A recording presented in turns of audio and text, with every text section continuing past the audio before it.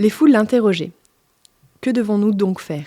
Il leur répondait que celui qui a 2 tuniques partage avec celui qui n'en a pas, et que celui qui a de quoi manger fasse de même.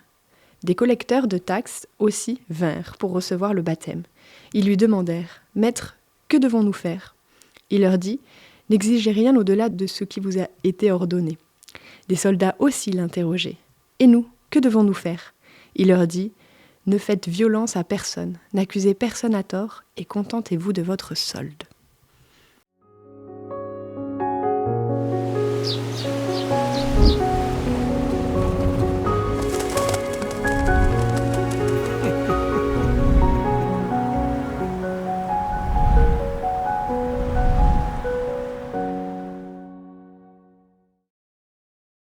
Que devons-nous faire ?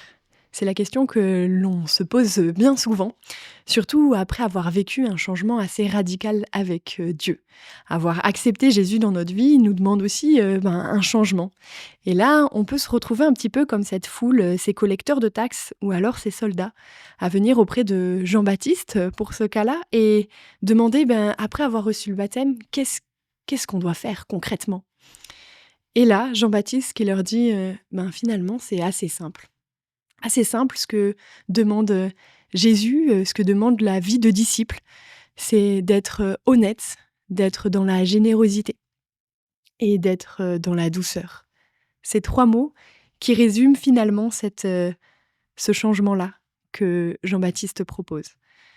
On voit ici que la foule, les collecteurs de taxes ou les soldats veulent des actions concrètes et se retrouvent avec des choses plutôt simples, rester droit et juste là où ils sont. On ne demande pas de déplacer des montagnes, d'aller au-delà de ce qu'ils peuvent, mais c'est qu'avec déjà ce qu'ils ont, ils peuvent faire déjà beaucoup. Et ma question pour nous ce matin, c'est qu'est-ce que j'ai déjà qui pourrait me mettre en action, me mettre finalement dans ce chemin de discipulat ? Dans quel aspect de ma vie je peux faire des actions de douceur, je peux être dans cette honnêteté-là et je peux être dans cette douceur. Je vous souhaite une belle journée à tous.